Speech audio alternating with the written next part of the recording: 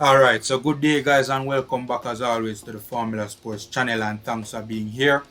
Admittedly, this follow-up video is a bit late. However, it's important nonetheless. I'm just getting a chance to do this video now. I don't think I need to go into the backstory because you guys supposed to already know the backstory surrounding this case. If you don't, I did a video on it previously.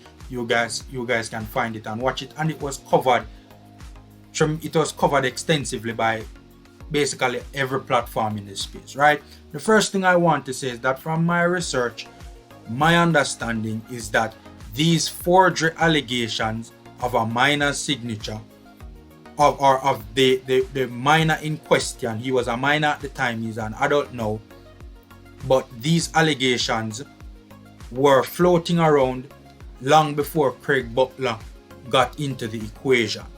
Long before Craig Butler signed up to be his manager, these accusations were out there that, his signature was forged on this transfer document. See, so that's the very first thing I want to say.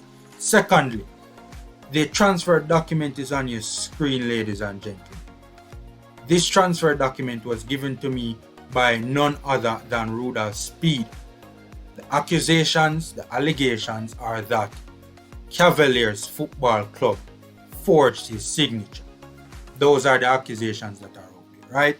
Now, some major updates as it pertains to this particular case. The first thing I want to talk about, and the reason why the transfer document is on your screen, I really want to talk about the mystery surrounding the dates of some of the respective signatures on the document, right? I noticed a major inconsistency and started to do some digging. Now, ladies and gentlemen, the president of Royal Lakes, the club that he was, transferring from at that time, he said in an interview with Ryan LFC, and I also spoke to a representative from the Royal Lakes club as well, I won't say who, and they're adamant, and the Royal Lakes president Panchan, Mr. Panchan, said this on the Ryan LFC interview as well. Royal Lakes is they're adamant that when they received this transfer document, the Michael Forbes signature was not on it. Now, ladies and gentlemen, this is the big thing I want to point out. According to this transfer document, if everything on this document is legit, that would be a lie. Because if you look on the right of your screen where the circle is, that is Mr. Panchan's signature, and it is dated the 25th of January 2023. However, if you look at the left and the lower part of your screen, that's the Michael Forbes signature. It is dated the 20th of January 2023.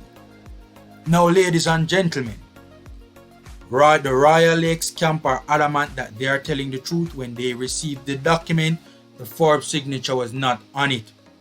According to this document, Forbes signature would have been placed on it before it got to Royal Lakes. Again, Royal Lakes adamant the signature was not on it. If they are telling the truth, and really and truly, I don't see any reason for them to lie. From many standpoints, it's not in their best interest, I don't think, to lie, to be honest. But if they are telling the truth, ladies and gentlemen, that means at the very least the date on the Michael Forbes signature is in question. That would seriously place the legitimacy of the signature in question, because the date would be fraudulent. That would seriously discredit the legitimacy of the Michael Forbes signature if that is true. Now, I asked the representative of Royal Lakes for proof of this. They said, to be honest with you, they didn't have any, because apparently the document, and this is an inconsistency, I'm not going to lie, because the Panchan interview, he said, and I'm going to play that right now. Yeah, from Royal Lakes, we signed an unsigned document that he did not sign. Mm-hmm. So what we can attest to that he wasn't there, didn't sign. We signed it and email it. It was sent over by email based on a request from Cavaliers. So you hear that? They received it, they signed it, and they emailed it, and it was sent over by email, right? But the representative that I spoke to stated that they physically received it and physically sent it to the St. Catherine FA without a signature. They were of the opinion that they would get the Michael Forbes signature at the St. Catherine FA.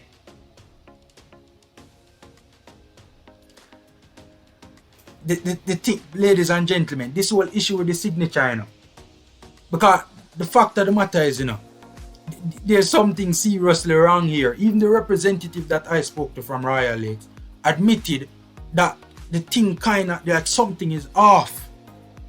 And this is a major issue. If, again, the Royal Lakes side of the argument, they are adamant, they are telling the truth. When they received the document, the Forbes signature was not on it. That would see, if that were a fact, and if that is true, that would seriously place the legitimacy of the Michael Forbes signature in question. It would discredit its legitimacy because the date would be fraudulent. They are saying, Royal Lakes, that they sent a letter to the St. Catherine FA stating this, that just to go on record as saying, when we received this document, the Michael Forbes signature was not on it. I just share some interesting information with you guys, ladies and gentlemen, right? So the next thing I want to talk about, right, is another major update. So basically now, Michael Forbes is a Cavaliers player through and through, right? He's registered as a Cavaliers player. So previously, from the Royal Lakes aspect of things, they thought that this transfer was done in terms of that he was transferred to Cavaliers. However, while he was transferred to Cavaliers, his registration was not complete with Cavaliers. So he can be transferred but not registered. So they thought that he was transferred but not registered, right? However, in light of this whole thing that has come to light, Cavaliers allegedly were they were basically seeking the registration. They wanted Royal Lakes to basically release him on the FIFA Connect so he could be registered as a Cavaliers player on the FIFA Connect. However, Royal Lakes was saying, no, hold on, we're not going to do that right now because of this whole issue, and we want to see this issue be resolved first before we do that. However, the representative that I spoke to from Royal Lakes basically states that their investigation, they did their own investigation, and they found major inconsistencies with the allegations of forgery, mainly eyewitness accounts and a conversation between Rudolph Speed and the player in question, Michael Forbes. And because they did their own investigation and arrived at their conclusions, they saw it fit. They were comfortable to they felt comfortable enough to release the player on FIFA Connect.